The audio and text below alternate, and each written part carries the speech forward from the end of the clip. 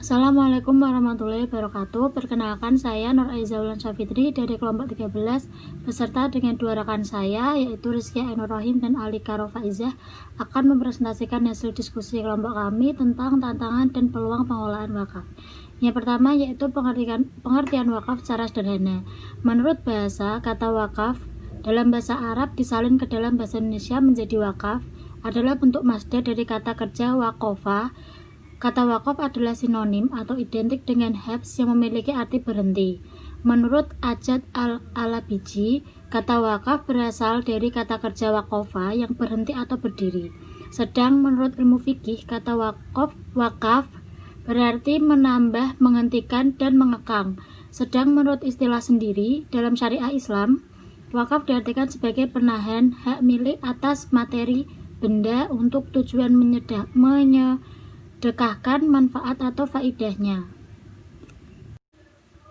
Yang selanjutnya yaitu dalil tentang wakaf yang terdapat di surah Al-Baqarah ayat 267 yang artinya, hai orang-orang yang beriman, nafkahkanlah di jalan Allah sebagian dari hasil usahamu yang baik-baik dan sebagian dari apa yang kami keluarkan dari bumi untuk kamu, dan janganlah kamu memilih yang buruk-buruk lalu kamu menafkahkan daripadanya, padahal kamu sendiri tidak mau mengambilnya, melainkan dengan memincingkan mata terhadapnya. Dan ketahuilah bahwa Allah Maha Kaya lagi Maha Terpuji. Quran Surah Al-Baqarah ayat 267.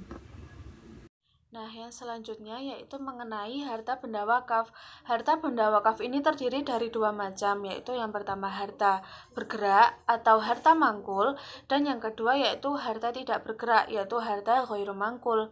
Nah, harta mangkul di sini itu artinya harta yang dapat dipindahkan dari satu tempat ke tempat lain. Artinya, harta bergerak yang dapat diwakafkan adalah harta benda yang tidak habis karena dikonsumsi. Contohnya seperti hewan. Wakaf hewan itu seperti kuda kepada mujahidin untuk berjihad. Kalau pada zaman sekarang seperti kendaraan seperti motor, nah itu bisa diwakafkan. Yang selanjutnya itu perlengkapan rumah ibadah, seperti mewakafkan tikar atau karpet, sajadah, kipas angin, dan sebagainya ke masjid.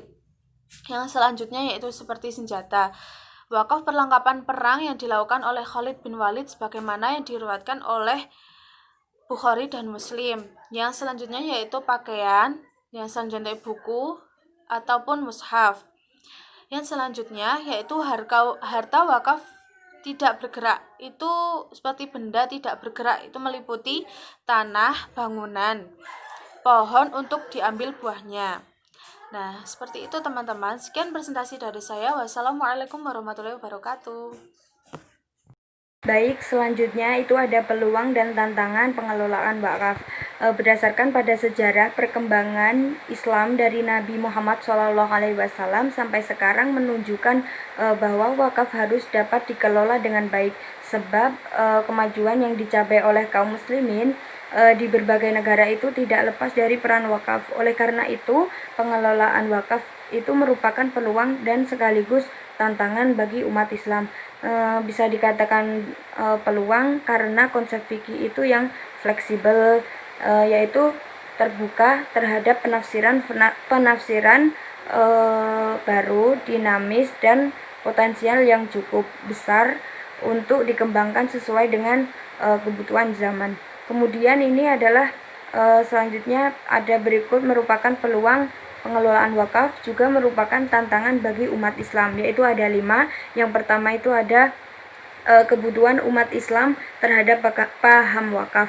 Jadi yang dimaksud kebutuhan umat Islam terhadap paham wakaf itu ada masih banyak masyarakat yang memahami bahwa wakaf itu hanya berupa tanah, bangunan, pepohonan, sedangkan kayak uang, hak cipta, hak seni, hak paten, dan lain-lain itu belum banyak dipahami sebagai bagian yang dapat diwakafkan. Kemudian yang nomor 2 itu ada kebanyakan nazir.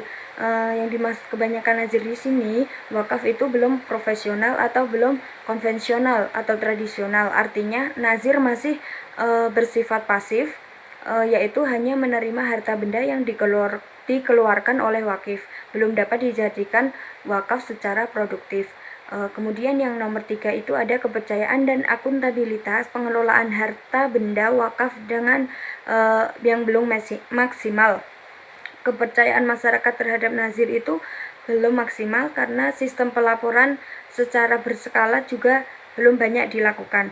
Kemudian yang nomor 4 itu ada lamanya waktu pensertifikatan tanah wakaf juga menjadi kendala sendiri bagi nazir.